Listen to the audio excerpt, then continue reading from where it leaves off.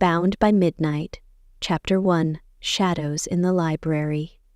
Moving into college dorms was exactly like a rom-com.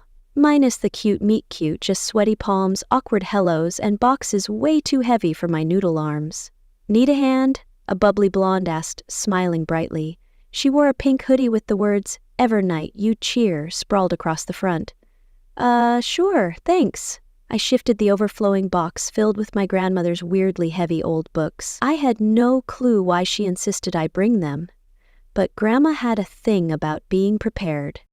"I'm Cassie, sophomore, cheer captain, and your new bestie," she said, scooping up the heaviest box effortlessly.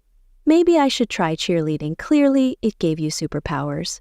Emery Brooks, freshman, nervous wreck, and officially adopting you as my savior," I joked, following her up creaking stairs, into a cramped dorm room, already decked out in fairy lights. Cassie giggled. "Trust me, this place gets less intimidating. Wait until you see the parties," I swallowed nervously.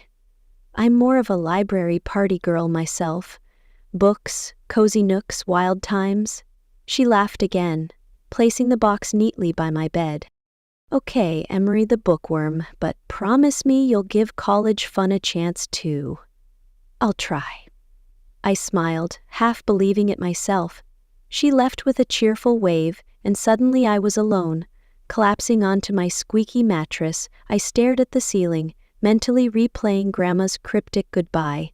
"Remember, darling, don't let anyone find out who you really are." Like that wasn't ominous at all. "Thanks, Grandma." Hours later, after unpacking my precious snacks and essential fuzzy slippers, my stomach growled for something other than ramen. Grabbing a granola bar, I decided it was time to introduce myself to the one place guaranteed to make sense in this new chaos, the campus library. I pushed open the massive wooden doors, immediately feeling 10% smarter. The place was huge, towering shelves, leather chairs, cozy corners perfect for hiding. Basically paradise with fewer palm trees and more musty pages. It was nearly midnight, but I had always been a night owl, probably inherited from Grandma, along with that mysterious gene pool she loved hinting at. Rolling my eyes at my own paranoia, I sank into a cushioned seat, pulling out my notes from orientation, determined to organize myself into calmness. The only sound was the soft creak of old wood and distant whispers of paper turning, until, "Hello?" I said softly, glancing around. Nothing. "Okay, Emery, libraries are quiet places, no big deal, you're fine." But then, footsteps echoed softly, sending chills down my spine. My pulse quickened. Maybe Cassie was right. Maybe late-night library visits were weird. You know, stalking people in libraries is frowned upon. Unless you're a ghost.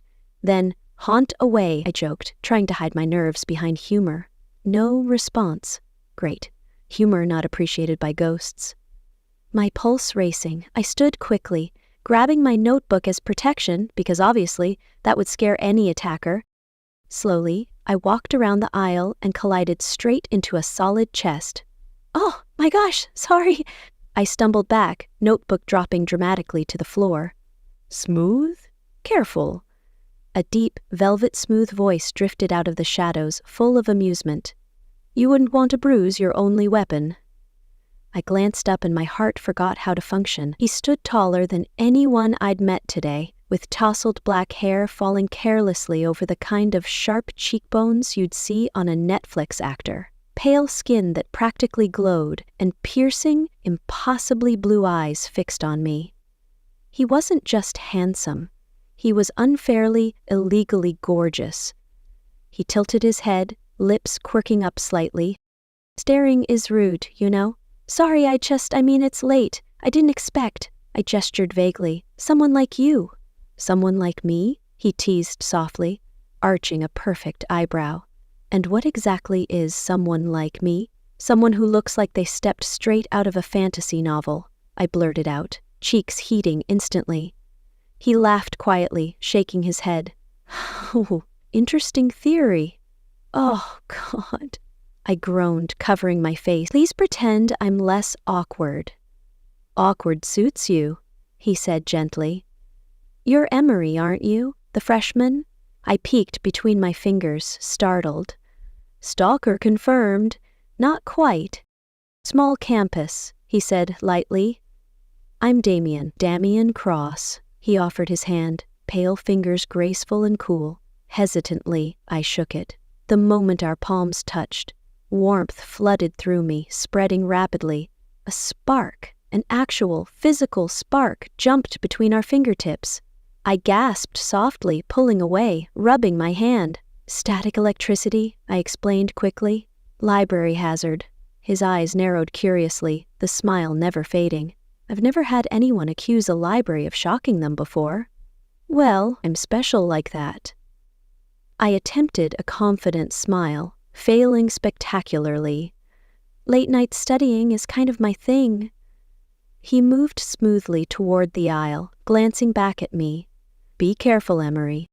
Evernight isn't always friendly after dark.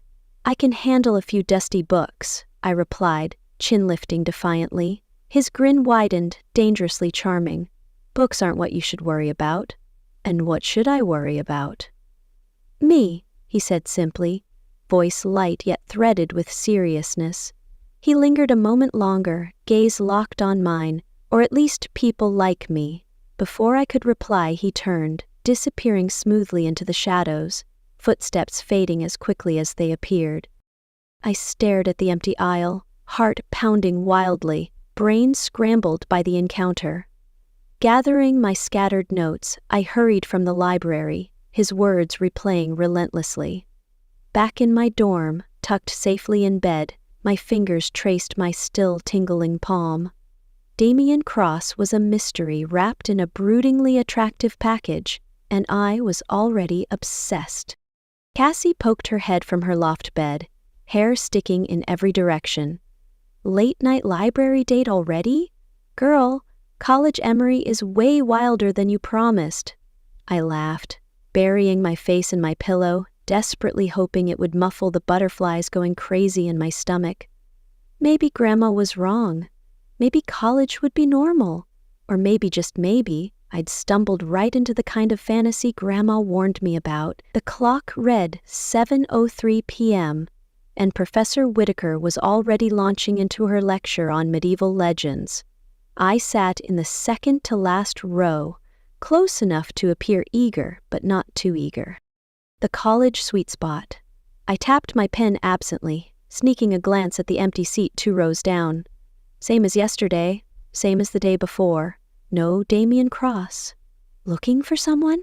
Cassie whispered from my right, leaning conspiratorially close. Her hair smelled like strawberry shampoo and gossip. What? No, just taking attendance, I replied, doodling furiously on my notebook. Uh-huh. You've only looked at Damien's empty seat like 20 times since class started. I rolled my eyes. Maybe I'm just fascinated by empty chairs. Furniture major, it's a thing. She giggled softly, shaking her head. Girl, everyone notices Damien. And not because he's furniture.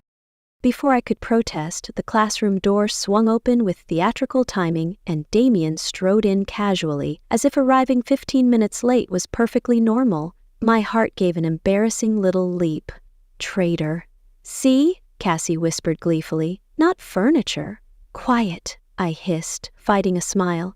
Damien took his seat without apology, folding himself gracefully into his chair, his dark jacket contrasting starkly with the cheerful college sweatshirts around him. Professor Whitaker gave him a brief, amused look, clearly accustomed to his tardiness. As the lecture continued, I studied Damien shamelessly. He sat with a confident stillness, his expression unreadable, eyes fixed straight ahead. He never raised his hand, never whispered to neighbors. It was like he existed in a private bubble of cool detachment. Yet I couldn't help noticing his profile, the strong jawline, the perfect symmetry, the absurdly flawless skin. It was unfair, really. Who allowed a person to be this distracting? When class ended, Damien was gone before I even managed to pack my pen. You're staring again, Cassie teased, elbowing me lightly as we headed out. I was just observing, I insisted. For science. Oh, totally. Let me help your science project then, Cassie said, tugging my sleeve. She nodded subtly toward a small group of students huddled near the hallway bulletin board, whispering excitedly. And seriously, has anyone ever seen him during the day? A tall guy in an Evernight lacrosse jacket asked dramatically. Nope, said a petite girl with curly brown hair. Maybe Damien's allergic to sunlight or something. Cassie raised an eyebrow at me, smirking. Told you everyone's curious. I heard he sleeps in a coffin, another girl chimed in, laughing. Or at least he never leaves his dorm before sunset. My curiosity went from casual to borderline obsessive in a heartbeat. Let's get dinner, Cassie said cheerfully, already bored with Damien gossip. You go ahead, I have some reading, I lied, mind racing with vampire jokes and silly speculations. Coffin or not, I was determined to figure Damien Cross out. 2 hours later, I settled into my favorite booth at the Crescent Moon Cafe, nursing a latte that was now mostly foam. Notes spread before me like an ancient manuscript, filled with scribbled historical facts and random doodles of crescent moons and brooding vampires. I groaned. Emery, you've officially become a cliché, I whispered dramatically to myself. Talking to yourself now? That's new. The deep voice startled me so badly I nearly knocked over my cup. Looking up, heart pounding, I found Damien Cross seated quietly in the corner booth, shadows perfectly framing his ridiculously handsome face. How long have you been there? I blurted, cheeks instantly flaming. Long enough to appreciate your fascinating dialogue. He leaned forward slightly, blue eyes glinting with amusement. I particularly enjoyed the part about clichés. Glad I could entertain you, I replied, recovering a shred of dignity. I didn't realize vampires drank coffee. His lips quirked into an amused half-smile. Interesting theory, but who said anything about vampires? Campus gossip. You're quite the enigma, Mr. Cross. Enigma? He repeated thoughtfully. I prefer mysterious stranger. Much more romantic, don't you think? I rolled my eyes, smiling despite myself. Do mysterious strangers usually avoid daylight hours and show up late to every class? He chuckled, a sound that made my stomach flutter embarrassingly. You're observant, just curious, and admittedly easily distracted. By me?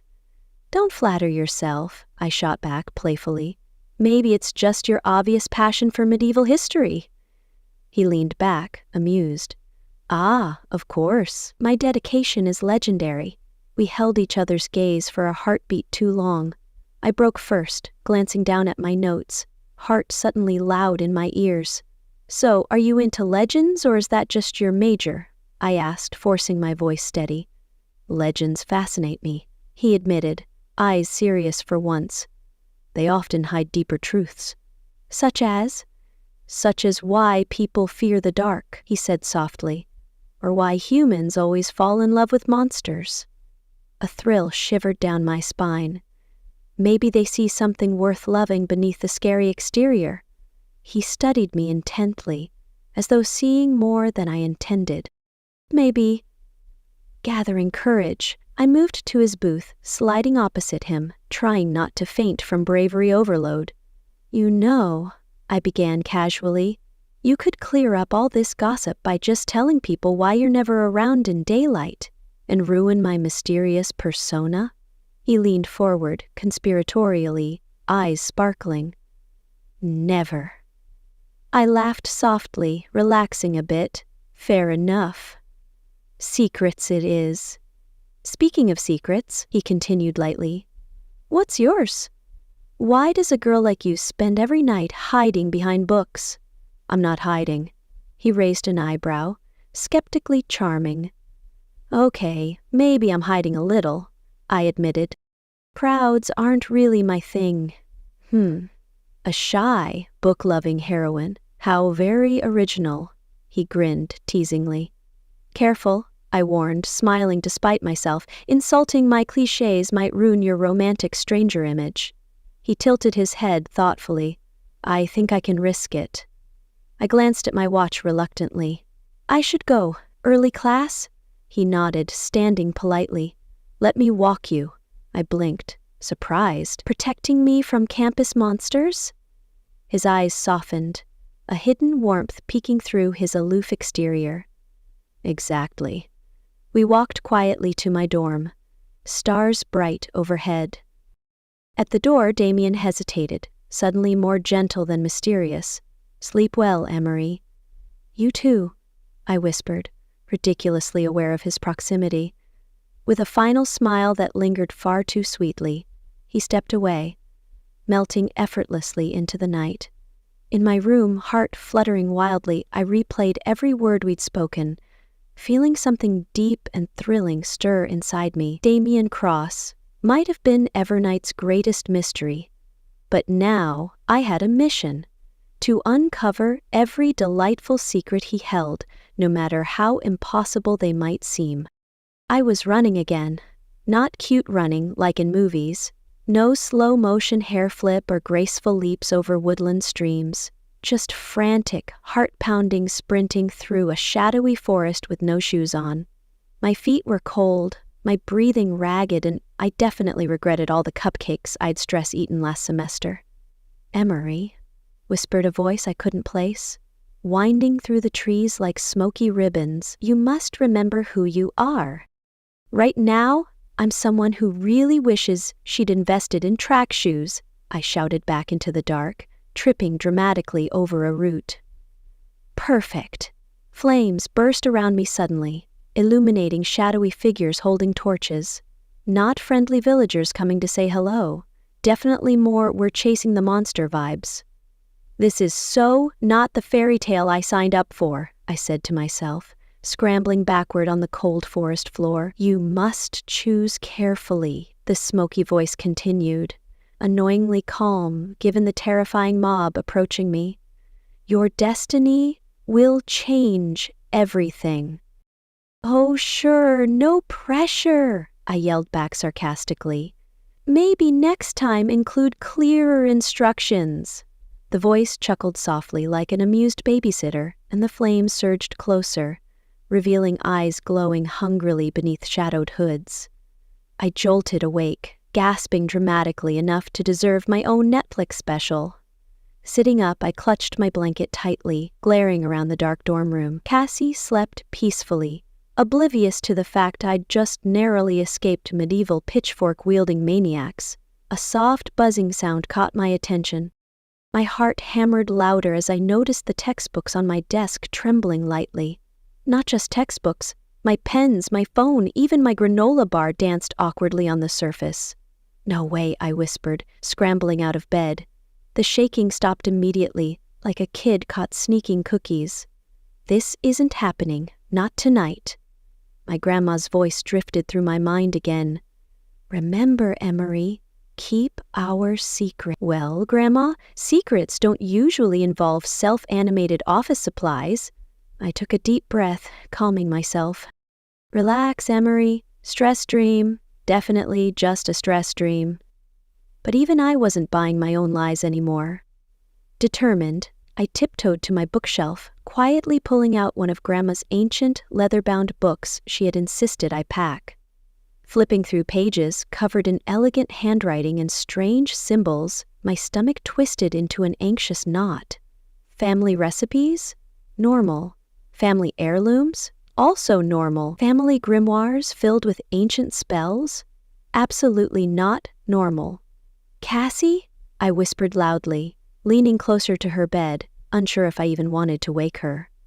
I think my life just became an episode of Sabrina the Teenage Witch. She snored lightly in response, hugging her stuffed pink unicorn. Right, I sighed dramatically, pacing the small room. Clearly, this is a solo adventure. Grabbing my laptop, I resolved to start researching this whole magic family curse thing, quietly, discreetly, just like Grandma always warned. Damien's POV. I slipped silently across the Evernight campus, the cool night air familiar against my skin. Moonlight bathed the stone pathways, and I breathed in deeply, fighting back the impulses swirling through me. Hunger gnawed at my veins, sharp and impatient, like an annoying relative overstaying their welcome. My wolf was restless tonight, impatient, pacing beneath my skin. Not now, I growled under my breath, shaking off the urge to shift fully. I was determined not to lose control again. My encounter with Emery at the cafe played on a constant loop in my mind. Her shy smiles, her teasing tone, everything about her called to me. But she was exactly who I shouldn't want, someone innocent, human, fragile. Yet here I was, under the stars, trying to outrun my growing fascination with her. I stalked toward the empty woods behind the university chapel, finally giving in. Bones cracked softly as I let the change ripple through me, my body shifting fluidly until paws hit earth, fur replacing skin. The wolf emerged effortlessly, grateful to finally run free. Moonlight sharpened every sense, my heartbeat aligning with the pulse of the earth. But tonight there was no peace, only hunger, darker than usual, wrapped in Emery's tantalizing scent, still fresh in my memory. I growled low, pacing restlessly, memories mixing with instinct. I refused to become the monster legends warned about, but the line blurred more each day. A twig snapped nearby. I tensed, fur rising instinctively. A voice broke the silence, calm but firm. You always did have trouble controlling yourself, brother. I shifted back instantly, glaring at Lucien's amused face, as he leaned casually against a tree. Spying isn't polite, I snapped, quickly pulling my shirt back over my head. Neither is prowling after a human freshman, Lucien replied calmly, inspecting his nails. Careful, Damien. Your taste for trouble might ruin everything. Emery is none of your concern. Lucien raised an eyebrow, mildly curious. You know her by name already. Interesting. Leave her out of this, I warned sharply. Lucien's eyes glinted with amusement, dark and dangerous. Oh, brother, you're already in too deep. I clenched my fists tightly, resisting the instinct to bare my teeth. He was right, but I'd never admit it. I'm not going to hurt her. Lucien stepped forward, voice quiet yet dangerously clear. Remember the curse, Damien? You can't fight fate. She's a risk we can't afford. I can handle it, I insisted stubbornly. Can you? Lucien challenged, raising an eyebrow skeptically. You're already tempted. She'll break your control, then who will protect her from you? He disappeared swiftly into the shadows, leaving his words hanging heavily around me. I sank onto a stone bench, rubbing my forehead in frustration. Flashbacks surged, teeth, blood, terrified eyes. My ancestors' curse was clear. Love always ended in tragedy, but Emery, she felt different. Warm, safe, sweet. Everything I'd been denied for centuries.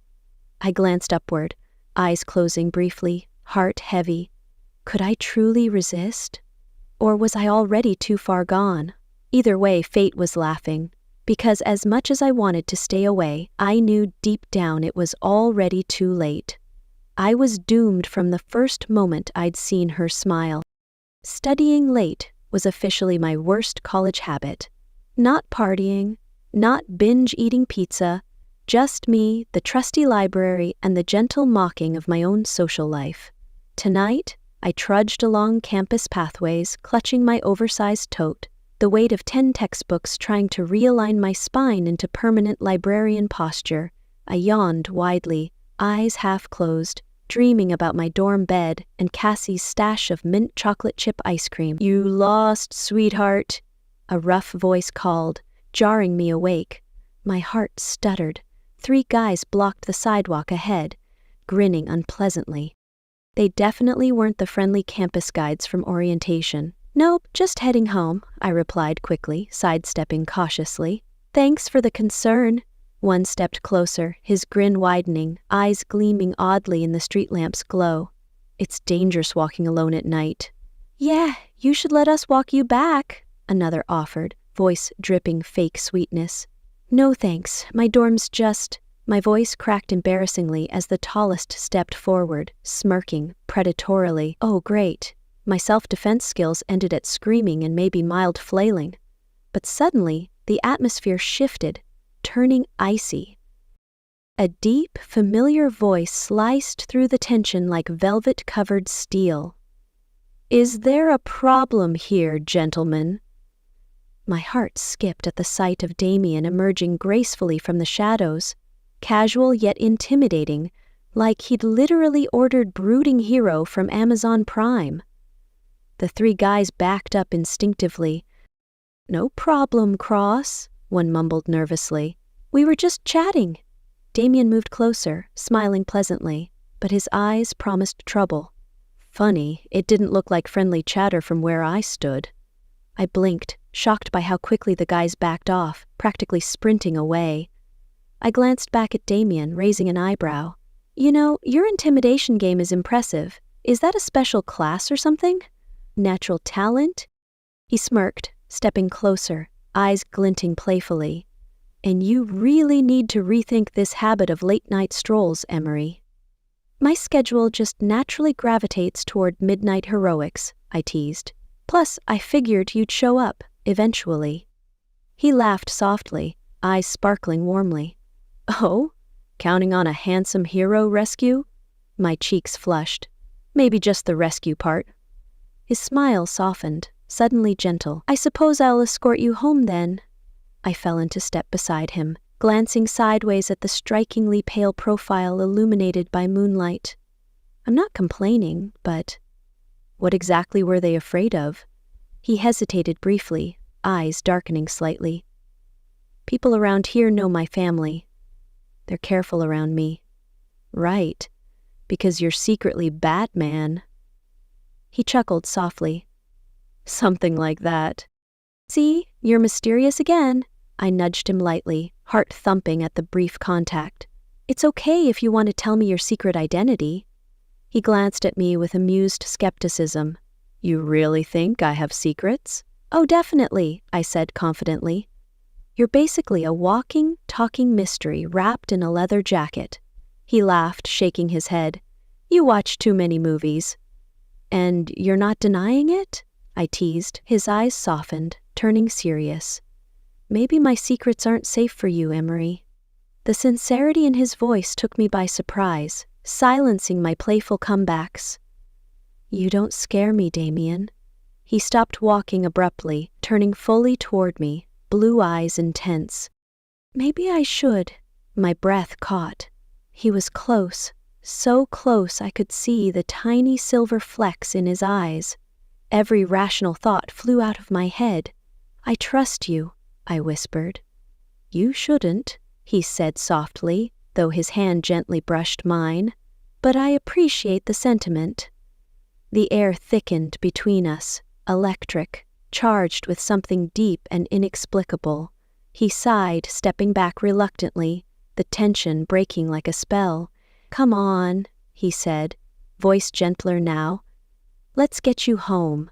We reached my dorm door too quickly. I lingered awkwardly, keys jangling in my trembling hand. "Do you want to come in?" He hesitated, clearly torn. "That's probably not wise." "Since when do we do wise things?" I joked weakly, unlocking the door anyway. "Besides, I owe you at least one awkward late-night coffee for that rescue." He sighed lightly, smiling despite himself. One coffee, then. Inside, Cassie was thankfully absent, probably at another cheer meeting. Damien wandered slowly around the tiny space, inspecting my fairy lights and overly stacked bookshelves. "Your room is exactly how I pictured," he said, amused. "Messy and chaotic?" I laughed softly, pulling 2 mugs from the tiny shelf. "Warm," he said quietly, eyes settling on mine. "And full of you." I swallowed nervously, heart thumping. I busied myself with instant hot chocolate packets, hoping he wouldn't notice my shaky hands. "That's me warm and weirdly caffeinated." He smiled gently, stepping closer, leaning against the edge of my desk. "You always hide your nerves with humor, don't you?" "Pretty much my brand," I admitted, handing him a steaming mug. He took it carefully, fingers brushing mine gently. "You know, Emery, it's not working." "What's not?" "Your attempt at pretending you're calm around me." "Oh!" I laughed awkwardly, setting my cup down before I spilled it everywhere. Was it obvious? Adorably so, he teased, eyes twinkling warmly. Relax. You're safe with me. My breath steadied, anxiety slipping away in the softness of his voice. I do feel safe with you, Damien. Even if everyone else thinks you're secretly a vampire or something. He stiffened slightly, his eyes wary. What if they were right? Then I guess I'd be glad. You're not the bite first, ask questions later type. He relaxed visibly, chuckling softly. You have no idea how true that is. Silence stretched gently, neither uncomfortable nor empty. Finally, he set his untouched mug aside, leaning closer, gaze serious. I can't explain everything yet, Emery, but believe me, you're safer if I stay away. Maybe I don't want safe, I whispered, stepping closer, bravery building in my chest. Maybe I just want to know you, he sighed, conflict clear on his face. I'm not exactly a fairy tale prince. Good, I said stubbornly. Fairy tale princes are boring. You're definitely more my style. His smile returned reluctantly, eyes softening as he studied me. You might regret saying that. I doubt it, I replied confidently, smiling shyly. But I dare you to try and prove me wrong. His hand rose carefully, tucking a strand of hair gently behind my ear. His touch sent warmth radiating through me, and every nerve ending tingled at once.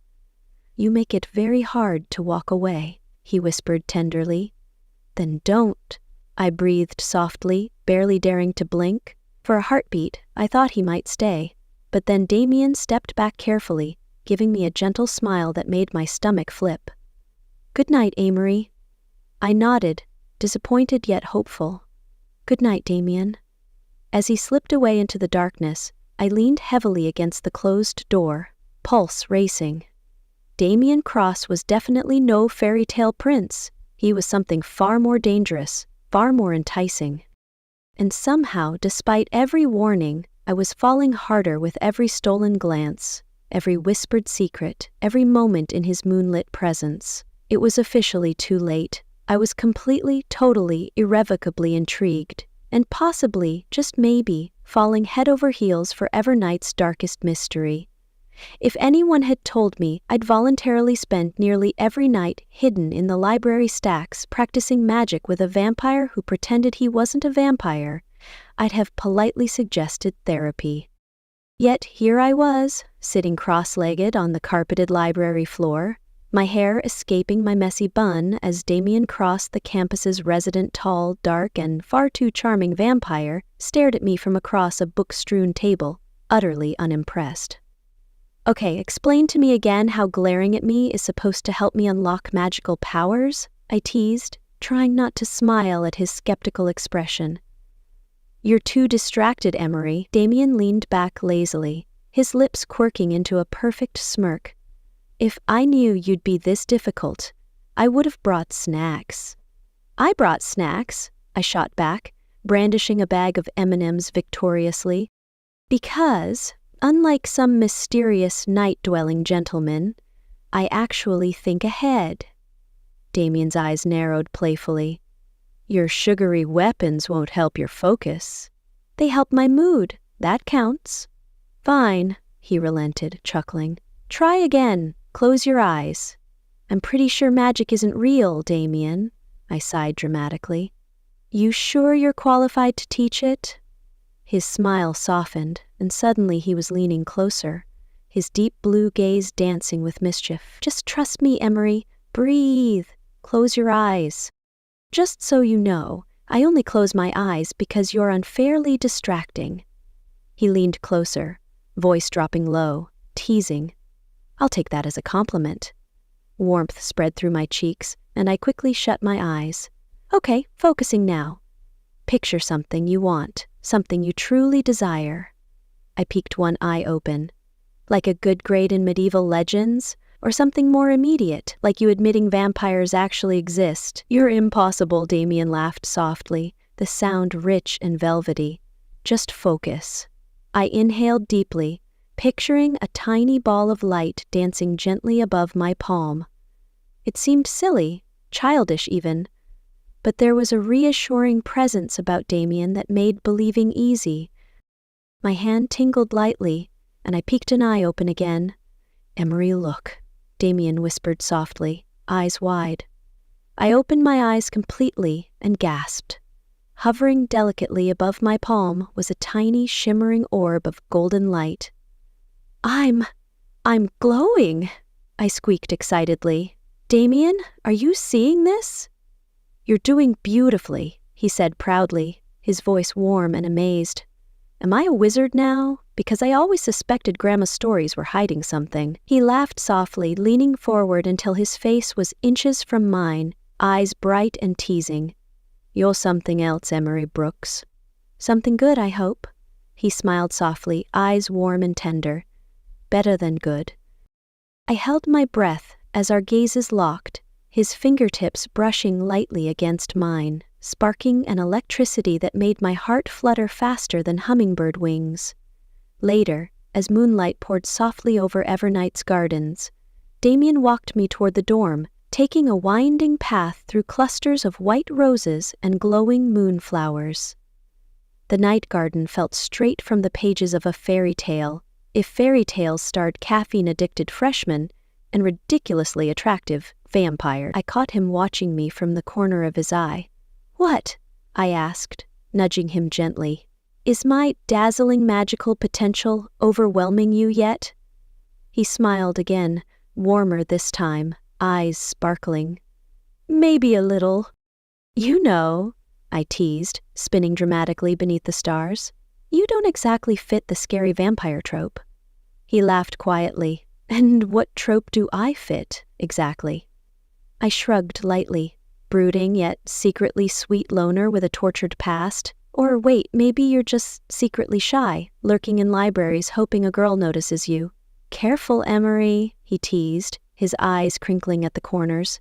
"Your theories are dangerously close to the truth." I paused dramatically, eyes wide. "Damien Cross, shy library stalker. Breaking news!" He rolled his eyes playfully. "You're impossible. And yet, you're still here." "Apparently I enjoy punishment," he replied dryly. We reached a small stone bench hidden among the blooms. I hopped onto it, patting the spot beside me. "Come on, I promise I won't bite." Damien raised an eyebrow, his smile wickedly playful.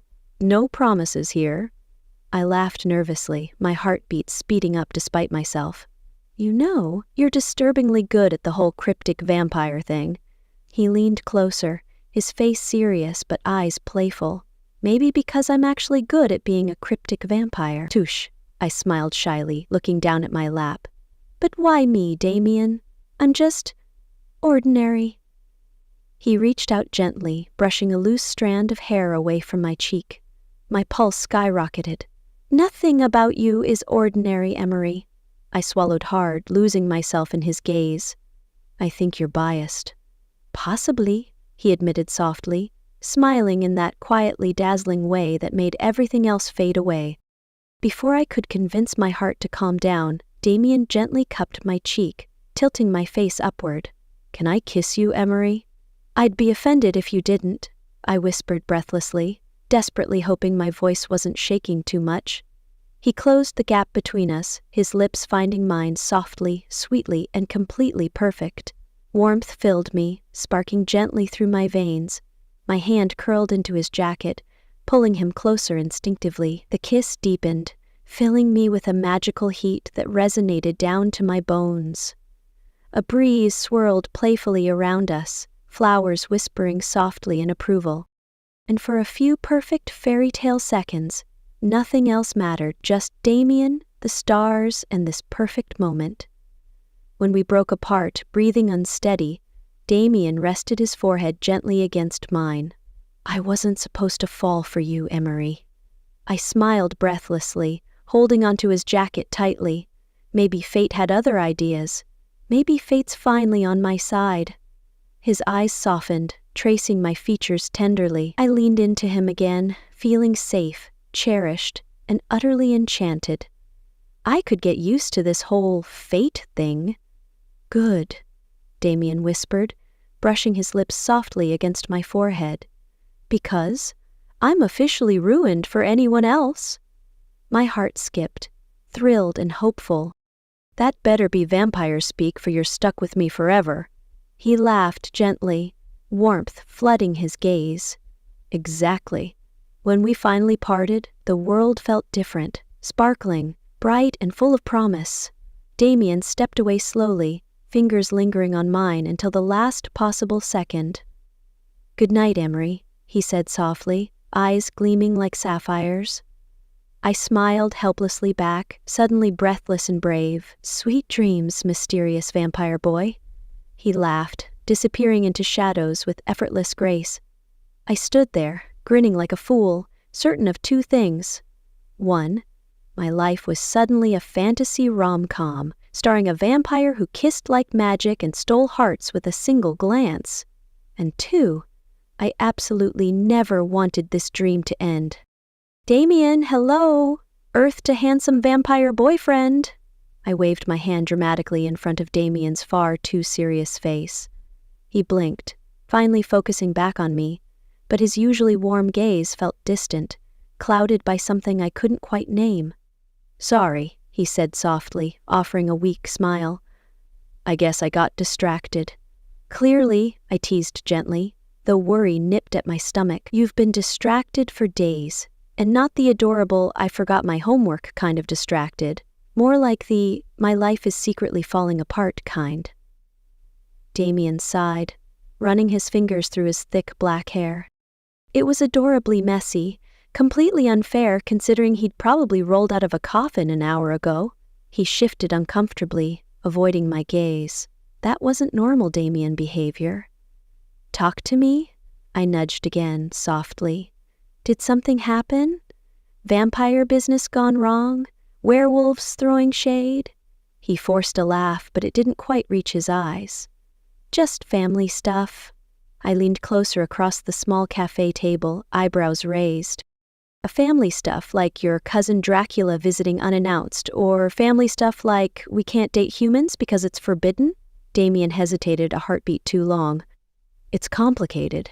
"Oh," my stomach twisted unpleasantly. Complicated usually means really bad news. He reached across the table, his fingers brushing mine gently, but his touch felt strained. "Emery, I promise it's nothing you've done. It's just family expectations." "Expectations like choosing a nice vampire girl instead of a quirky human who practically lives in sweaters?" I joked weakly. "You're not the problem," he assured softly, his voice strained. "You're perfect." "Perfect but human," I reminded him gently. He flinched, withdrawing slightly. The sudden coldness felt like a slap, stinging painfully. "Damien, I need some time to sort things out," he interrupted quietly, voice thick with tension. "Can we talk later?" My heart sank, words catching painfully in my throat. "Sure, later." Damien stood quickly, kissing my forehead softly before vanishing out the cafe door. As the bell chimed cheerfully, my heart definitely didn't match its tone. Something was seriously wrong, and, for once, vampire drama didn't seem funny at all. "Grandma?" I called loudly, shoving open the front door of her cozy little cottage. The scent of cinnamon tea greeted me, reassuringly familiar. "We need to talk." "In here, dear," she answered cheerfully from the living room. She sat calmly in her favorite floral armchair, knitting needles clicking away steadily. She peered over her glasses. "Shouldn't you be at school?" "Emergency visit," I announced dramatically, dropping onto the couch opposite her. "Boy trouble, vampire boy trouble to be exact." She froze mid-stitch, blinking slowly. "Vampire trouble?" "Yes." Damien, my mysterious, charming, undead boyfriend, suddenly turned cold.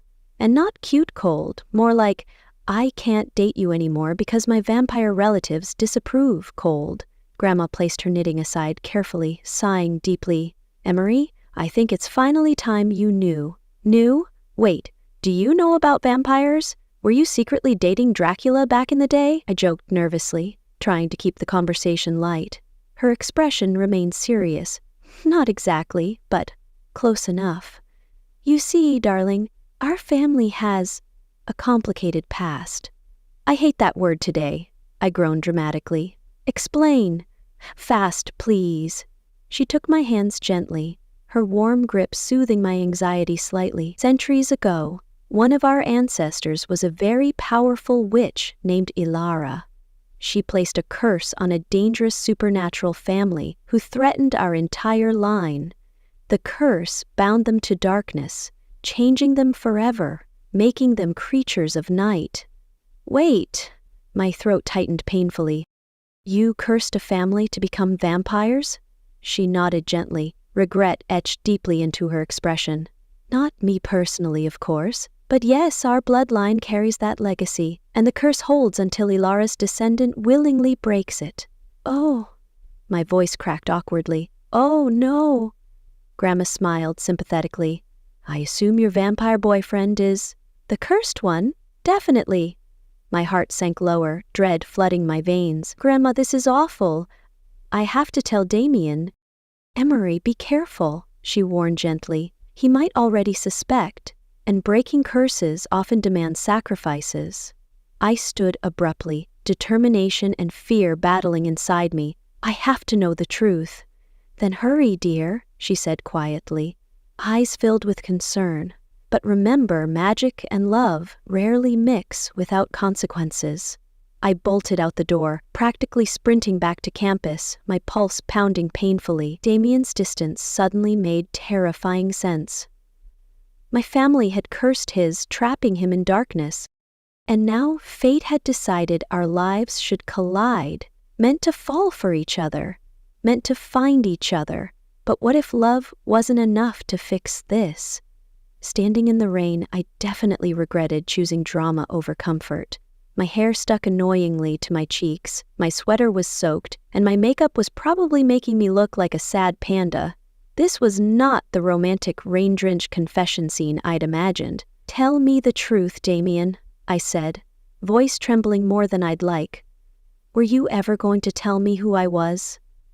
Damien stood a few feet away, hands shoved deep into his pockets, hair plastered to his forehead. He looked tortured, beautiful, and so unfairly perfect even when drenched in rain. At first, yes, he admitted softly, eyes dark with guilt. That was the whole reason I got close to you. Your family cursed mine, Emery. You were supposed to be the answer, the key. Oh, I was the key. I snapped, angry tears blurring my vision. Great. Just what every girl dreams of, being someone's magical loophole. That's not how I see you, he protested, stepping closer, desperation etched across his face. I didn't mean to fall for you.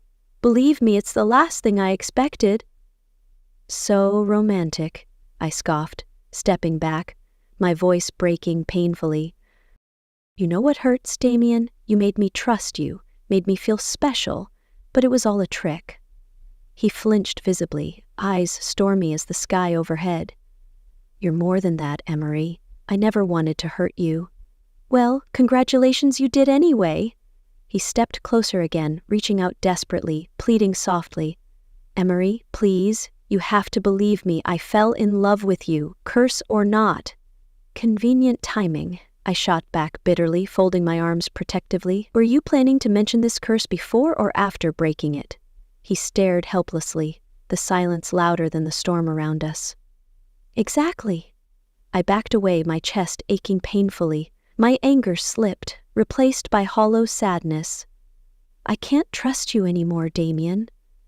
Emery, please, don't, I whispered sharply, stepping back again. I can't hear it right now. Rain poured harder, soaking us both. Lightning lit Damien's face, revealing agony in those beautiful eyes, but I forced myself to turn away. I hurried blindly back toward my dorm, heart shattering with every step. Behind me, I felt Damien's helpless gaze burning into my back, making me wonder if breaking his curse was even worth the price of my own broken heart. 2 days without Damien felt like 2 centuries. Even Cassie's attempts to cheer me up with endless Netflix marathons and cookie dough ice cream couldn't cure my heartbreak. Instead, I lay curled miserably on my bed, staring blankly at the ceiling, replaying our last conversation like some tragic rom-com rerun. "I think it's time to move from sadness to revenge plotting," Cassie offered, waving a spoon like a wand. "Or at least showering. You're approaching sad hermit status, Em." "I'm fine," I lied pathetically. Cassie rolled her eyes, plopping onto my bed. "Please, your sadness vibes are setting off car alarms. Maybe you two should just talk?" "Talking led to heartbreak," I groaned dramatically. "Besides, he's keeping secrets." Cassie arched an eyebrow knowingly. "Girl, everyone has secrets. Damien's secrets are just slightly more fangy than most." I laughed, despite myself. "How are you so casually okay with the vampire thing?" "Because," Cassie shrugged cheerfully, grabbing a spoonful of ice cream, "you two are literally the sweetest disaster I've ever seen. Fate obviously has plans." As if responding to Cassie's words, my empty coffee cup suddenly shot across the desk, smashing dramatically against the wall. Cassie squeaked, eyes huge. "Whoa! Okay, poltergeist Emery is officially terrifying." "Sorry," I groaned, covering my face. "My magic is being dramatic lately." "Well, it matches your mood," Cassie said, recovering quickly, grinning playfully. "Maybe you should practice that. Make it less terrifying and more cute?" I smiled weakly, picking up scattered porcelain pieces. "I just wish I knew how to control it." Cassie squeezed my shoulder reassuringly. "So maybe start learning. You're like Hermione, just more emotionally unstable." I laughed softly despite myself. "Thanks." After Cassie left for cheer practice, I picked up one of Grandma's ancient books from my desk, fingers brushing the leather cover nervously. It felt like holding a ticking magical bomb, but it was my only hope. "Okay, Grandma," I whispered, opening carefully. "Let's figure out how to break curses without breaking hearts." Meanwhile, across campus, Damien's misery mirrored my own. I felt it in the ache in my chest, the emptiness in my heart. He'd lied, but deep down, part of me desperately believed he'd fallen in love. Real love faded, impossible to ignore love. I took a deep breath, determination flooding through me. Damien had secrets, sure, but so did I. And maybe, just maybe, I could break this curse without losing him, because honestly, what kind of witch couldn't save her own vampire Prince Charming? Damien's POV, the old family mansion, wasn't exactly featured on Gothic homes and gardens, unless abandoned estates haunted by centuries-old curses became trendy overnight. Ivy crept up crumbling walls, and moonlight spilled like liquid silver across the tangled gardens. It was beautiful in a depressingly poetic way, the kind of place that screamed haunted vampire lair. But hey, at least no one was around to judge me for dramatically brooding. I leaned against a stone balcony railing, letting memories rush over me, each one more painful than the last, like a greatest hits montage of heartbreak spanning centuries. Yay, immortality. Emery. Her sweet smile, bright laughter, and annoyingly perfect stubbornness kept invading my thoughts. I groaned quietly, rubbing my forehead. Falling for her wasn't the plan. It was never supposed to be part of the plan. "Great job, Damien," I muttered sarcastically. "You had one simple task. Find the descendant, break the curse, not fall hopelessly in love with her." I pulled out the ancient letters I'd taken from my father's old study, carefully unfolding them under the silvery glow. The familiar script made my heart ache. "My dearest son, remember our duty. Protecting our lineage means sacrifice, even if it breaks your heart." I sighed dramatically, staring up at the moon. I had a legacy to protect, a cursed, lonely legacy. But Emery's smile, the way her laughter felt like sunshine, that was a legacy I'd never imagined wanting. Pain shot through my body, muscles clenching sharply, signaling my forced shift. I clenched my teeth as bones reshaped, skin gave way to thick black fur, and my senses sharpened to dizzying intensity. The wolf surged, primal instincts demanding release. Loneliness gnawed at me, memories of centuries alone clawing painfully through my mind. How many more lifetimes of this torment could I endure? As human consciousness returned, I knelt on the cold stone floor, breathing heavily, the letters scattered around me. My human form shivered with exhaustion, the weight of responsibility heavy on my shoulders. I can't do this to her, I whispered raggedly, heart aching fiercely. Amory deserved more than a cursed vampire shifter with centuries of emotional baggage. Yet even as I said it, the thought of leaving her tore me apart. No matter what, I vowed softly, gathering the letters. I'll protect her even if she hates me for it. Because, fate or not, she was the only destiny I'd ever truly wanted. No way, I breathed, flipping frantically through another massive, musty book from Grandma's personal magical library. The pages showed elaborate symbols and faded sketches of people who definitely needed a good hairdresser. My grandmother's attic now looked like Hogwarts had exploded, minus any helpful owls or cute talking hats. Come on, Grandma, I muttered desperately, squinting at the looping script. Tell me something useful. My fingers paused on a particularly worn passage. The Cross family is cursed forever, bound to darkness until Ilara's heir willingly reverses the spell. My pulse jumped. Damien's haunted eyes flashed through my mind, and my heart twisted painfully. I hadn't asked to fall in love with a gorgeous, undead mystery, but now here I was, completely smitten and caught up in supernatural family drama. Taking a deep breath, I focused again, repeating the incantation softly.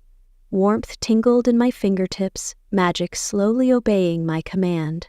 Suddenly, images flooded my mind, like an overly vivid fantasy movie trailer. Faces screaming, fire blazing, Damien's haunted expression twisting with pain. The vision ended abruptly, leaving me breathless and shaken. Great. Emery Brooks, witch extraordinaire, I whispered sarcastically. Now with bonus terrifying visions. Determined, I pushed on, practicing the spells until sweat formed on my brow. Magic flowed easier each time, responding eagerly as though recognizing its rightful owner. Grandma hadn't been kidding, my lineage packed serious magical mojo. Yet with every flicker of newfound power, I saw Damien clearer. Centuries alone, family betrayal, hearts broken repeatedly by the curse my ancestor created. Tears filled my eyes, empathy and guilt mixing painfully. Well, does fate have to be so complicated? I asked nobody in particular, dramatically tossing myself onto an antique velvet chaise lounge. My powers flared briefly, causing nearby candles to dance excitedly. Thanks for the support, magic. I grabbed another old diary, scanning desperately until I saw the phrase that finally made me pause. The curse will be broken when the witch's heir willingly renounces the one she loves. Oh no, I breathed painfully, my heart dropping. The universe had officially given me a romance novel dilemma. Choose magic or true love? Seriously? Standing quickly, I slammed the book shut, resolve hardening in my chest. No way was I giving up Damien without a fight. Fated mates didn't let ancient curses ruin happily ever afters. I grabbed my coat and raced toward campus, moonlight guiding my path. Magic or not, vampire boyfriend or not, I refused to let our fairy tale end in tragedy. It was time Emery Brooks showed fate exactly who it was messing with. Knocking softly on Professor Hawthorne's door at midnight was definitely not my finest hour. Normal students came during office hours at normal human-friendly times, like daylight. But Normal and I officially broke up the minute Damien Cross strutted into my life with his perfect vampire jawline and brooding eyes. "Come in, Emery," Professor Hawthorne called cheerfully, her voice strangely alert considering the late hour. I pushed open the heavy oak door, stepping into her office filled with glowing candles, ancient-looking books stacked precariously high, and more herbal teas than an Etsy shop. It smelled like lavender and magic, just the comforting combo I needed. "I assume you're not here for extra credit," Professor Hawthorne teased gently, eyes twinkling warmly behind elegant glasses. "Actually, I began nervously, twisting the hem of my sweater. I'm here for magical counseling, witch advice. Honestly, I'm not sure how this works. She laughed, gesturing for me to sit. Relax, Amory. Tea? Only if it's magically calming, I joked weakly, settling into the plush velvet armchair across from her. Life's been complicated. Ah, yes, she sighed sympathetically, passing me a steaming cup. Falling for a vampire does tend to complicate matters. You know? I blinked, nearly spilling tea on her vintage rug. How does everyone know but me? Professor Hawthorne smiled patiently. I recognized your family magic the first day you arrived. Your grandmother was always quite powerful. I stared, tea forgotten. You knew my grandma? Oh yes, she and I attended Evernight together, though we were a bit more discreet with our supernatural romances. Of course, I muttered sarcastically. I'm a magical disaster compared to you two. She chuckled softly. Love is messy. Add magic and curses? Absolute chaos. I swallowed nervously, leaning forward. Is there a way to break Damien's curse without losing him? Professor Hawthorne hesitated, her expression softening sadly. Curses like yours often require great sacrifice, usually love itself. My heart dropped painfully. That's really unfair. Yes, she agreed gently. Magic rarely plays fair. To break the curse, you must willingly surrender your bond with Damien. I stared miserably at my cup. Isn't there another way? Preferably something involving fewer heartbreaks? She leaned forward sympathetically. Love and sacrifice are deeply entwined, but ultimately the choice is yours. I took a deep breath, determination building in my chest. If there's even a tiny chance it'll save Damien, I'll do whatever it takes. Professor Hawthorne smiled warmly, eyes glistening with pride. Then let's begin. Damien's POV. Walking across campus, the wind stirred uneasily around me, as if sensing trouble approaching. My nerves prickled sharply, instincts screaming warnings I wished I could ignore. Damien, a familiar voice called coldly from the shadows. Lucien, I greeted flatly, turning to face my older brother. He stepped gracefully into the moonlight, his expensive coat billowing dramatically. Lucien never passed up a chance for theatrics. You've been avoiding me, Lucien drawled, eyes narrowed dangerously. Maybe I prefer company that doesn't constantly plot murder, I replied sarcastically. Lucien rolled his eyes dramatically. Always so dramatic, little brother. I'm simply reminding you of your duty. End the curse, end the witch. Anne-Marie isn't our enemy, I snapped defensively. She's innocent. Lucien's gaze darkened, smile chilling. She's dangerous. That witch bloodline ruined our family. You know what must be done. I won't hurt her, I growled fiercely, fists clenched tightly. She's done nothing wrong. Your obsession blinds you, Damien. She's tricked you. No, Lucien, I snapped, stepping closer, eyes blazing. I'm choosing to protect the one person who's ever truly cared about me. Lucien's expression hardened, disappointment and anger mixing dangerously. Then you leave me no choice. You're betraying your own blood. If betraying means saving Emery, then consider me your enemy, I said firmly, holding his cold gaze steadily. I won't apologize for choosing her. Lucien stepped back, eyes dark and cold. You'll regret this, Damien. He melted swiftly into darkness, leaving me standing alone, heart hammering with adrenaline and fear. My family had officially become Emery's greatest threat, and it was my fault. Protecting her had suddenly become more urgent than ever. I glanced toward Emery's dorm, heart aching fiercely. Even if it meant losing everything, even if it meant losing her, I would do whatever it took to keep her safe, because Emery Brooks wasn't just my fate. She was my heart, my soul, my everything. And I'd be damned before I let anyone take her away from me. Midnight gardens were officially our thing.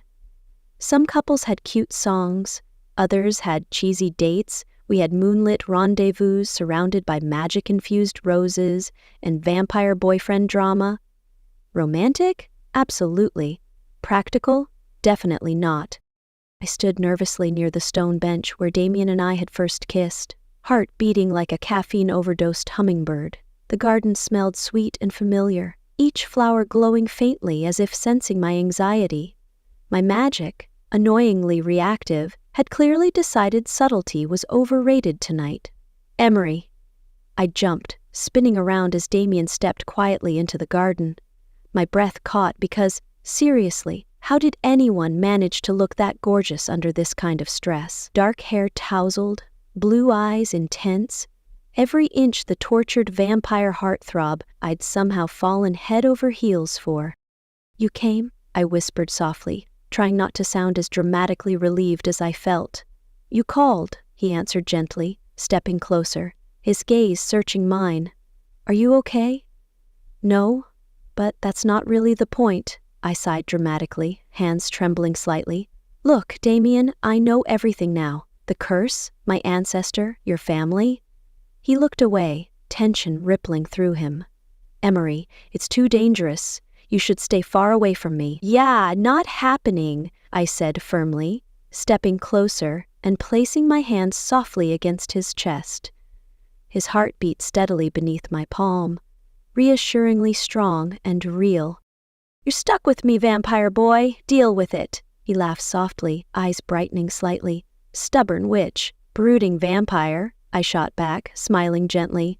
"Damien, we're stronger together. Your curse isn't just your problem, it's ours." He shook his head, frustration and pain warring on his perfect features. "I won't risk you, Amory." "I can't." "Too late," I said softly, taking his face gently between my hands, forcing him to look at me. "I've already risked everything. My heart, my magic, my sanity. And you know what? You're worth every terrifying second." His gaze softened instantly, emotions flooding his eyes as he leaned into my touch. "You're impossible, Emery Brooks." "And you're stubborn," I teased quietly, heart swelling painfully with love and relief. "See? Perfect match." He sighed, resting his forehead gently against mine. Warmth surged between us, magic reacting softly to our connection, flowers blooming gently around us in shimmering moonlight. My power danced playfully, delighted at our reunion. "So, stubborn witch," Damien breathed softly, eyes locked tenderly onto mine. "What's your impossible plan?" I grinned bravely, stepping back slightly, fingers entwined securely with his. "Simple. We break your curse, annoy fate, and live happily ever after." He laughed again, the sound rich and warm, melting away any remaining doubts. "Well, when you put it that way, how can I refuse?" "Exactly," I said smugly, squeezing his hand. "Now let's figure out how to survive your brother and his angry vampire friends." Damien smiled grimly, together sharpening his gaze. "Together?" I nodded firmly, smiling back. "Always." "I never took you for a traitor, Damien." Lucien's voice echoed dramatically through the shadowed halls of our family's mansion, eyes narrowed. "Choosing a witch over your own blood? That's disappointingly cliché." "I'm not interested in your approval," I replied calmly, fighting to keep my composure. Lucien was excellent at pushing buttons. Centuries of sibling rivalry had sharpened that skill. "Leave Emery out of this." "Oh, I think not," Lucien said smoothly, pacing slowly, the other vampires watching closely, tension thick in the air. "She's the problem, the descendant who threatens our very existence." "Emery isn't a threat," I insisted sharply. "She wants to end the curse as much as we do." Lucien's smile turned chilling, eyes gleaming dangerously. "Oh, I'll end it? Permanently." "You won't touch her," I growled, stepping forward threateningly. My wolf surged beneath my skin, instincts snarling protectively. "I'll protect her with everything I have." Lucien laughed harshly. "You'd risk everything, our family, your immortality for one human? For Emery, I'd risk anything. I said fiercely, holding his gaze unwaveringly. Lucien's expression hardened, turning to address the other vampires watching. Damien Cross has betrayed us. He chooses a witch over his bloodline, putting our entire existence at stake? Murmurs spread quickly through the crowd, eyes shifting between us. Lucien's manipulation was flawless. He knew exactly how to twist the truth. "Join me," Lucien declared firmly, voice echoing confidently. "Together we'll eliminate the witch and restore our family. Choose wisely." I clenched my fists, heart pounding painfully. Emery's face flashed through my mind, strengthening my resolve. "Anyone who threatens Emery will face me first." Lucien's smile turned wicked, triumphant. "So be it, brother. Consider yourself marked." He turned swiftly, the vampires following silently, leaving me standing alone. Dread settled heavily on my chest. Danger was no longer just theoretical. Lucien had officially declared war, and Emery was directly in his sights. Taking a shaky breath, I raced back to campus, urgency pounding through my veins. Emery waited at our secret spot, her face brave but eyes anxious. "How bad?" she asked nervously, stepping close as I pulled her protectively into my arms. "Bad enough," I whispered, kissing her forehead gently. "Lucien's rallied everyone against us. We need to go into hiding tonight." She nodded determinedly, gripping my jacket tightly. "Together?" I smiled softly, heart swelling painfully with love and fear. "Always, stubborn witch." And as we hurried away together, I silently promised fate I'd fight like hell to keep Emery safe, because losing her was never an option. Running through the Evernight campus after midnight was a lot less romantic when you were being chased by vampires bent on revenge. Turns out, romantic comedy heroines rarely faced this particular issue. "Lucky them." "This way," Damien shouted urgently, pulling me behind a stone archway just as two shadowy figures rushed past, fangs and bad attitudes fully on display. "Seriously, your brother needs better hobbies," I panted, heart racing painfully as we pressed together against the cool stone wall. Damien grinned despite our situation, eyes gleaming. "He's always been dramatic." "Family trait?" I teased breathlessly, squeezing his hand tightly. "Clearly," he admitted softly, glancing around anxiously. "We have to move." He tugged me forward, dodging between ivy-covered buildings and ancient oaks, moonlight guiding our path. My legs burned from running, lungs pleading for mercy. Suddenly, footsteps sounded behind us again, dangerously close. "I'm officially filing a complaint with Vampire HR," I whispered anxiously. "Noted," Damien replied grimly, stopping abruptly as shadows shifted ahead. "Emery, you're magic." "Right, magic," I said nervously, raising shaky hands. Golden sparks instantly burst from my fingertips, illuminating the dark path. Two vampires hissed and recoiled dramatically. "Nice one," Damien said, impressed. "Thanks. I've been practicing," I admitted breathlessly, trying to hide my trembling hands. More shadows appeared, circling us menacingly.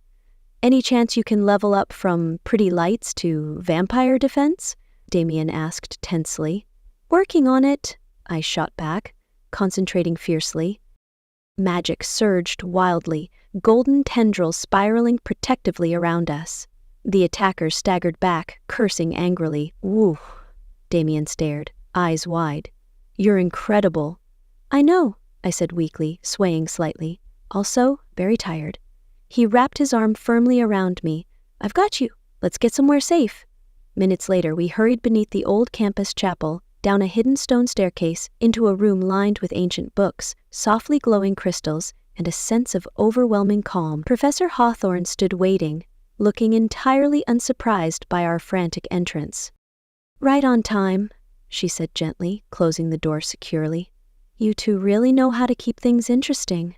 "I blame Damien's family," I sighed dramatically, collapsing onto a velvet sofa. Damien smiled weakly, sinking beside me. "Fair enough." "You're safe here," Professor Hawthorne assured softly, squeezing my shoulder gently. "The chapel's magic will protect you for now." My gaze caught Damien's worried eyes, exhaustion melting away slightly at his reassuring presence. "So magical safe houses are a thing?" He nodded, leaning closer, eyes soft. Apparently. I smiled faintly, leaning into his warmth. Surrounded by magical wards and ancient stone, I finally allowed myself to rest, determined to face whatever came next, so long as Damien was beside me. A little later, wrapped in an oversized blanket and clutching hot tea, I watched Professor Hawthorne pace slowly around the candle-lit sanctuary, eyes troubled. "Emery," she began carefully, eyes filled with sympathy. "There's something you must know." "Oh, great," I groaned softly. "Please say it's good news." "I'm afraid not," she sighed sympathetically, glancing between Damien and me. "Breaking the curse requires a powerful sacrifice, specifically the bond between the witch and the cursed." My heart twisted painfully. "Meaning," she hesitated gently, "you must willingly sever your connection to Damien, your love. That's the price to fully lift the curse." Silence crashed heavily around us. Damien's grip tightened on mine, eyes clouded with grief. "There has to be another way. I wish there were," Professor Hawthorne said gently. "But this is ancient magic. Sacrifice binds or breaks spells of this strength." Damien turned sharply, anguish clear on his handsome features. "Absolutely not. Emery, I won't let you give up everything us for my freedom." "Damien, no!" he insisted fiercely, desperation clear in his voice. "We'll find another way," Professor Hawthorne quietly excused herself, leaving us alone in painful silence. I stood shakily, moving closer to Damien, cupping his face softly. "Maybe this is fate's twisted joke, but maybe we can still win." "Not like this," Damien whispered desperately, eyes pleading with mine. "Emery, I'd rather live cursed forever than lose you." My eyes filled with tears, throat tightening painfully, "And I'd rather save you, Damien. You've suffered enough." "Don't you dare sacrifice yourself for me," he pleaded, voice rough with emotion. I took his hands gently, holding tight. "Damien Cross, you're officially the worst vampire at scary threats." He laughed weakly, eyes shimmering. "Emery, trust me," I whispered softly, trying to smile bravely. "We'll figure this out, together." He sighed softly, resting his forehead gently against mine. "Stubborn witch." "Brooding vampire," I teased softly, smiling sadly. "But I wouldn't trade this us for anything." His eyes softened, filled with painful love. "Neither would I." He pulled me close, wrapping his arms protectively around me, his heartbeat steady against my ear. Warmth flooded through me, magic swirling gently, as if desperately trying to bind us even tighter.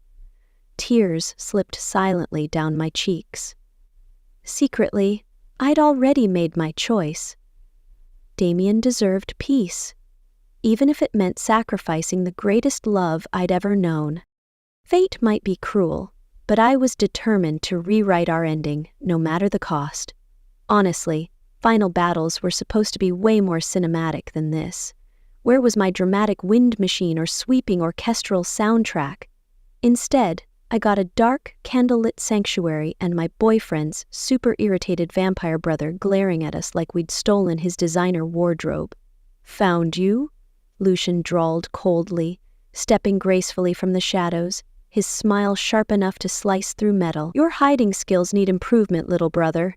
Damien stepped protectively in front of me, every muscle tensed like a coiled spring. "Leave, Lucien. This ends now." "Oh, I completely agree."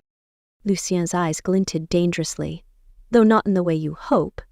"You know," I called bravely from behind Damien, magic buzzing anxiously at my fingertips, "family reunions are usually less murdery and more potlucky." Lucien's gaze snapped to me, unimpressed. "Silence, witch," Damien growled, low and dangerously protective, eyes darkening as his wolf surged forward. "Don't you dare speak to her that way," Lucien chuckled mockingly, stepping forward calmly. "I'll speak however I wish." In an instant, chaos exploded around us. Lucien lunged, fangs bared, impossibly fast. Damien shifted mid-air, his form fluidly becoming a powerful black wolf, meeting his brother head-on. They collided violently, crashing into furniture, ancient artifacts shattering dramatically around them. My heart pounded painfully. Damien! Another vampire rushed at me, fangs gleaming hungrily. Panic surged, but so did my magic. Bright golden energy blasted from my palms, knocking the attacker backward with an impressive crash. "Whoa, go me!" I breathed shakily, adrenaline racing, but Damien's pained growl quickly shattered my small victory. Lucien's claws had torn into his side, dark crimson staining his fur. "No!" My voice cracked desperately, fear blinding me. Damien struggled, snarling weakly, his strength rapidly fading. Lucien smiled triumphantly, leaning closer. "Game over, little brother." Desperation burned fiercely through me, magic flaring painfully strong. I stepped forward, determination hardening my heart. "Actually," I shouted firmly, voice shaking but steady, "it's my turn."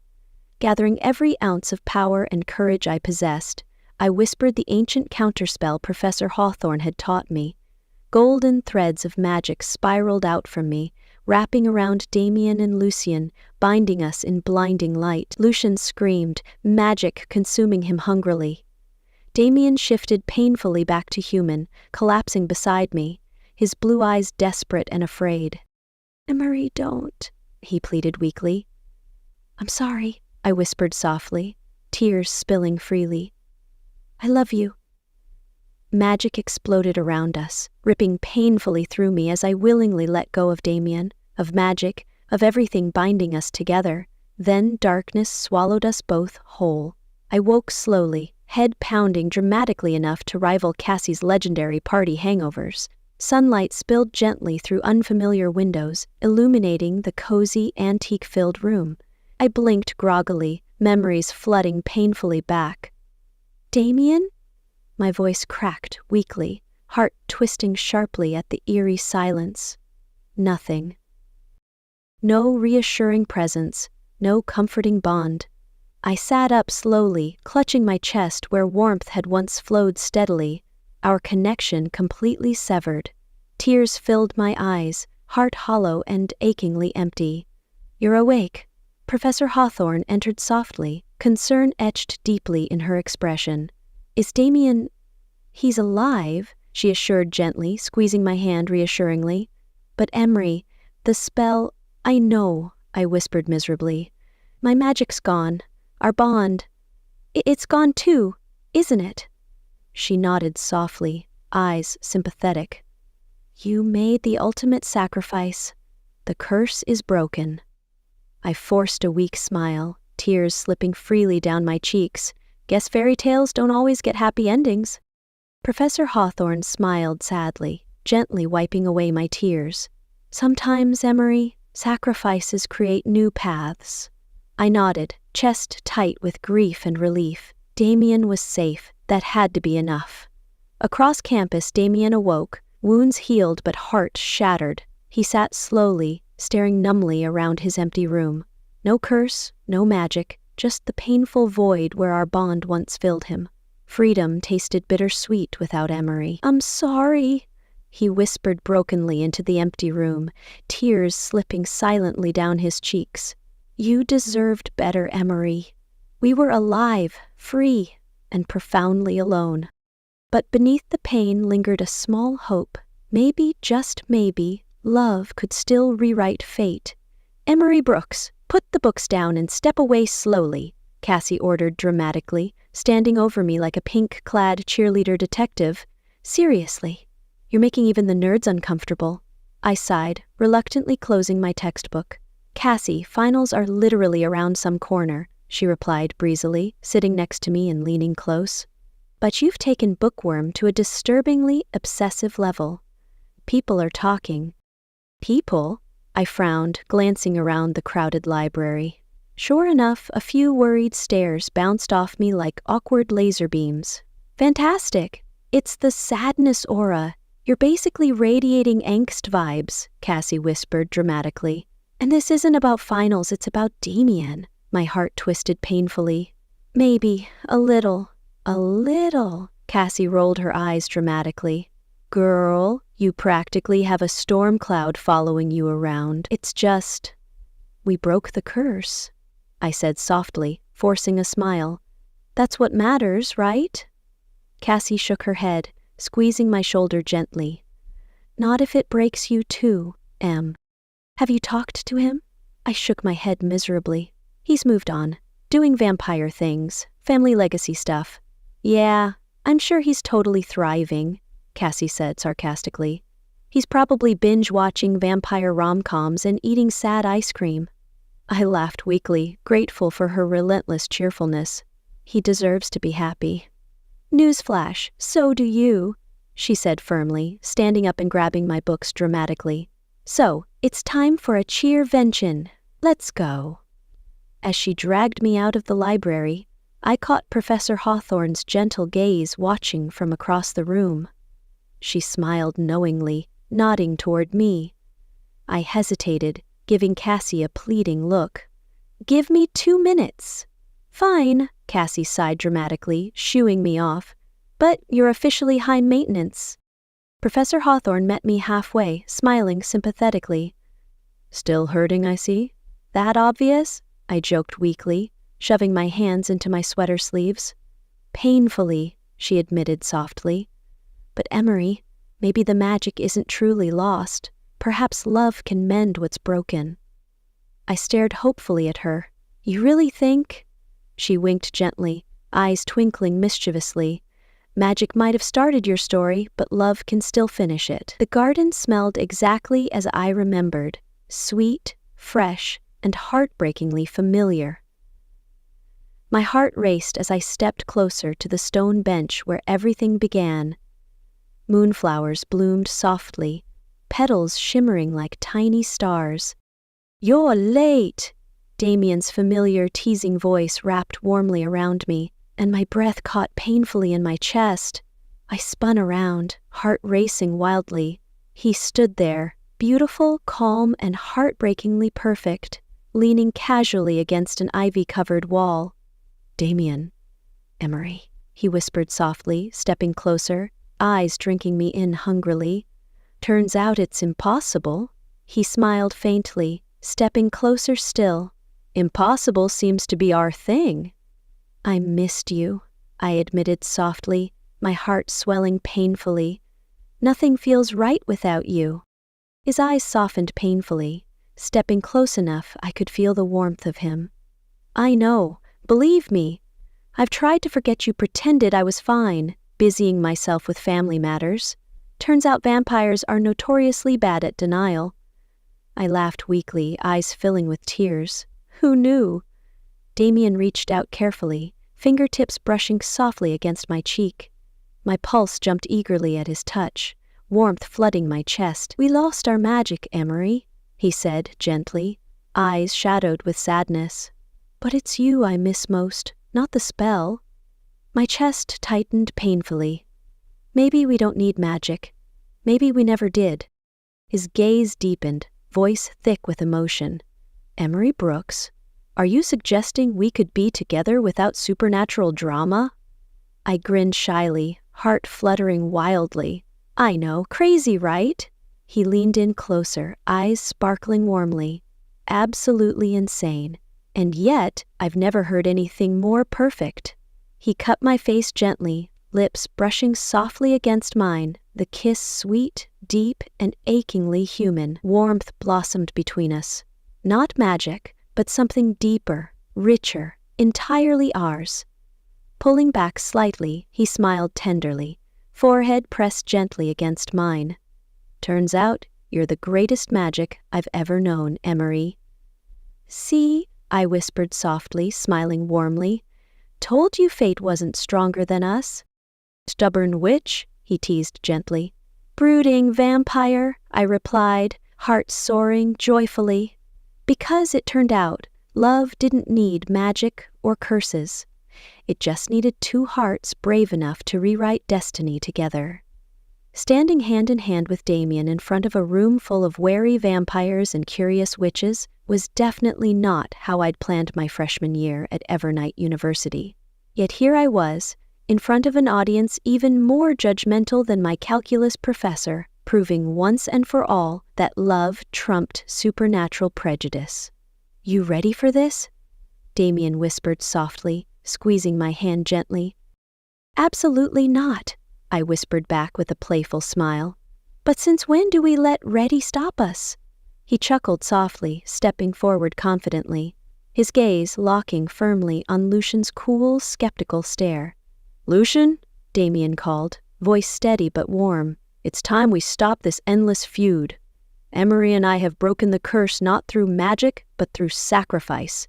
It's time for us to start healing." Lucien raised a perfectly sculpted eyebrow, stepping forward, eyes narrowed. "And how exactly do you propose we move forward, little brother? With her the descendant of our greatest enemy by your side?" "Yikes!" I whispered dramatically, under my breath, heart thudding anxiously. Damien squeezed my hand again, calm and reassuring. "Yes, exactly with her. Emery isn't our enemy, she's our ally, our future." Lucien crossed his arms skeptically, glancing between us. "She has no magic. What could she possibly offer our world now?" I stepped forward bravely, chin lifting stubbornly. "Love, trust, a Netflix subscription we can all share. Honestly, it's your call."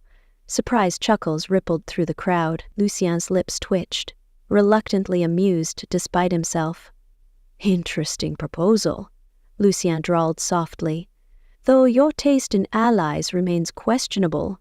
Damien stepped forward firmly, his voice clear and authoritative. "Lucien, I'm asking you trust us. Trust me. Emery and I will build something stronger than fear, something lasting." Lucien hesitated, pride warring with newfound respect. Finally, he sighed dramatically, rolling his eyes in exaggerated annoyance. "Fine, I accept. For now." "See?" I whispered playfully to Damien. "Even grumpy vampire brothers can be reasonable." Damien grinned affectionately, his eyes sparkling warmly. "Stubborn witch? Brooding vampire?" I teased back, squeezing his hand. Lucien approached cautiously, offering a stiff handshake. "Don't make me regret this, Damien." Damien smiled warmly, accepting firmly. "You won't." A ripple of hopeful murmurs swept through the gathered vampires and witches. Slowly, suspicion melted into cautious optimism, fear shifting into hesitant smiles. Maybe peace really was possible, even among supernatural drama queens. Later, beneath a sky dazzling with stars and bathed in moonlight, Damien and I stood alone in the hidden garden that had become our own personal fairy tale.